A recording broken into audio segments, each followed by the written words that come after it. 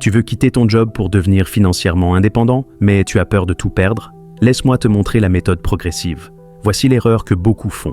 Ils détestent leur travail, ils découvrent l'entrepreneuriat ou l'investissement, et ils démissionnent immédiatement pour se lancer à temps plein. Le problème, c'est qu'ils n'ont aucun filet de sécurité, aucun revenu de transition, et la pression financière détruit leur créativité. Dans L'autoroute du millionnaire et Réfléchissez et devenez riche, les auteurs sont très clairs sur ce point. Tu ne quittes ton emploi que quand ton business secondaire génère déjà plus que ton salaire depuis au minimum 6 mois de manière stable, pas avant. La transition doit être une progression sécurisée, pas un saut désespéré dans le vide. Voici la méthode en 5 phases que je te recommande, inspirée de ces classiques et adaptée à 2026 avec l'intelligence artificielle. Avant même de penser à créer un business parallèle, tu dois avoir 6 mois de dépenses essentielles en épargne de sécurité. C'est le conseil numéro 1 de L'homme le plus riche de Babylone. Cette épargne te permet de ne pas paniquer si ton business met du temps à décoller. Tu épargnes 10 à 20% de ton salaire chaque mois jusqu'à atteindre ce montant. C'est ta fondation psychologique qui te donne le courage d'entreprendre. Tu gardes ton emploi à temps plein, mais tu utilises tes soirées et week-ends pour tester une idée de business. L'objectif n'est pas encore de gagner de l'argent massivement, c'est de valider que ton idée résout un vrai problème pour lequel des gens sont prêts à payer. Utilise ChatGPT pour analyser ton marché, Claude pour structurer ton offre, et des outils no-code pour créer un prototype minimum viable sans savoir coder. Napoleon Hill appelle ça la planification organisée. Tu crées ton plan en détail pendant que ton salaire continue de rentrer.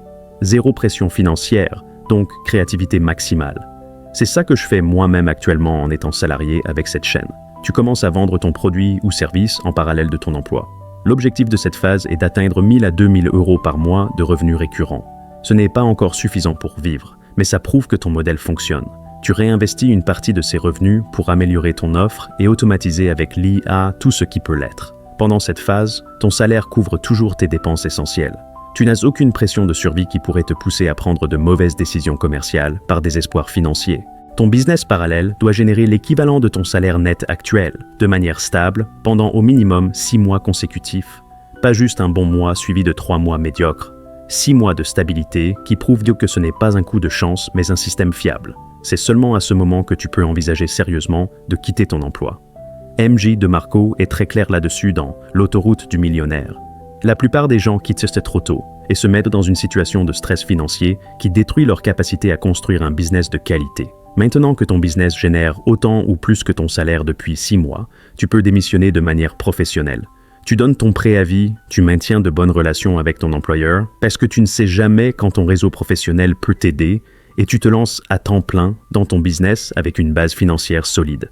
À ce stade, tu n'es pas en survie, tu es en expansion. Tu peux te concentrer sur la croissance plutôt que sur la génération de cash d'urgence. C'est la différence entre construire un vrai business et être un entrepreneur désespéré qui accepte n'importe quel client à n'importe quel prix. Et voici pourquoi cette transition est infiniment plus rapide en 2026 qu'avant. L'intelligence artificielle te permet de compresser ces phases. L'analyse de marché qui prenait des mois peut se faire en quelques jours avec ChatGPT.